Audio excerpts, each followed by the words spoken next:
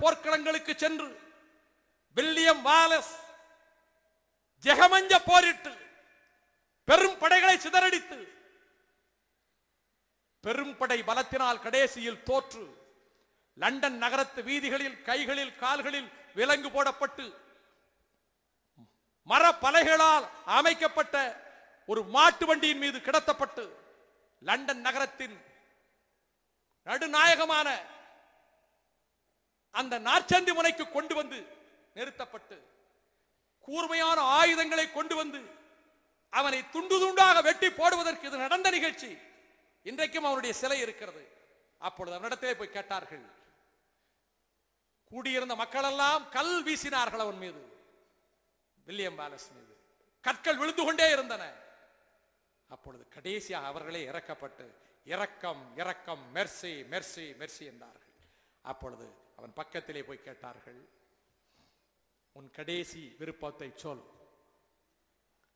மன்னிப்பு கேள், உன்னை விடுதலை செய்கிறோம்.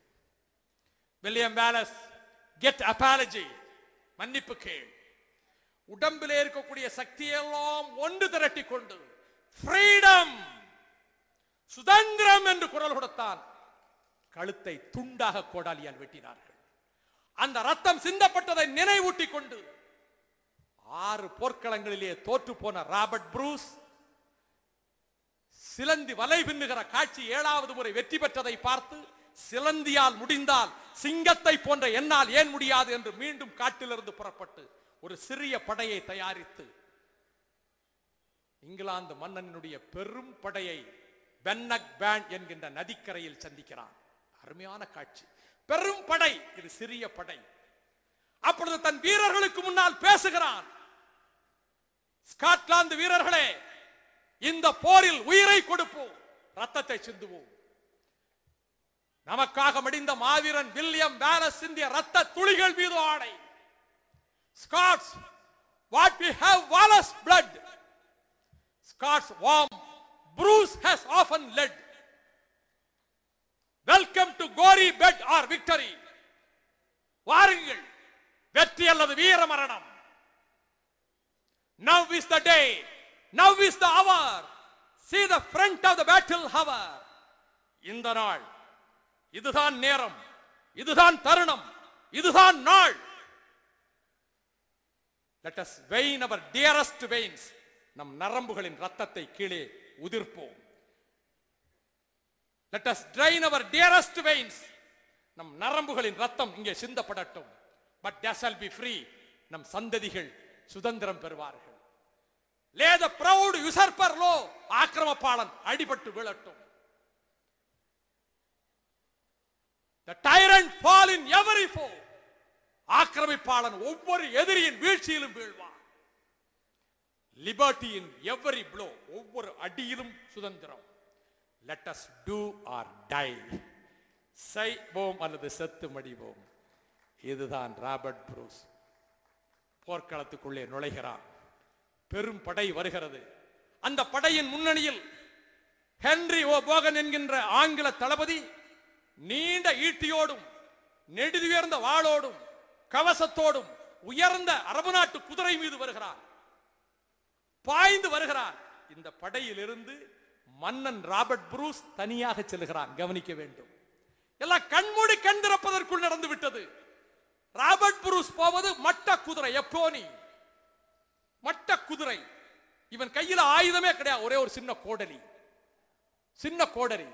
அவனிடத்திலே ஈட்டி, வாள், கவசம். குதிரையோ உயர்ந்த அரபு நாட்டு குதிரை. அதன் மீது பாய்ந்து வருகிறான்.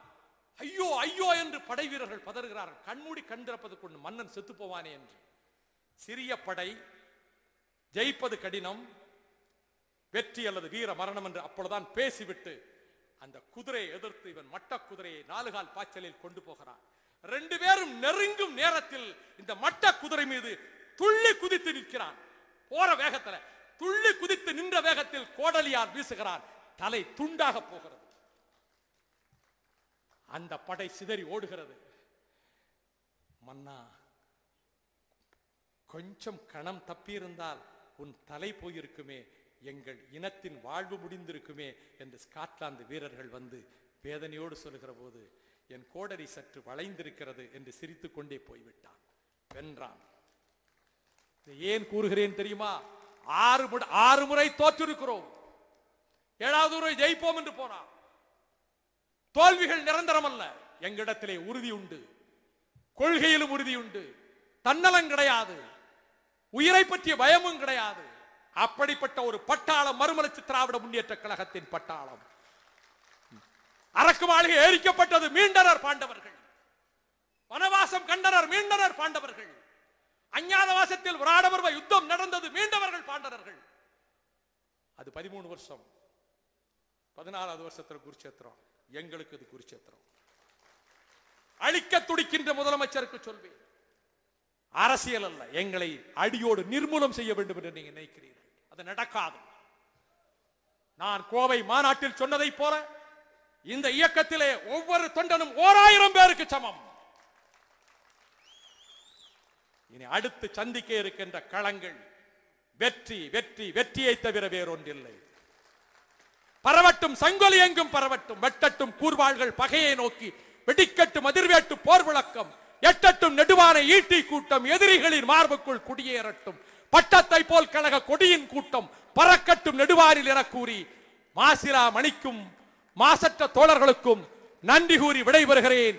பெரியாரின் புகழ் வாழ்க, அண்ணாவின் புகழ் வாழ்க, வெல்க மறுமலர்ச்சி திராவிட முன்னேற்ற கழகம். வணக்கம்.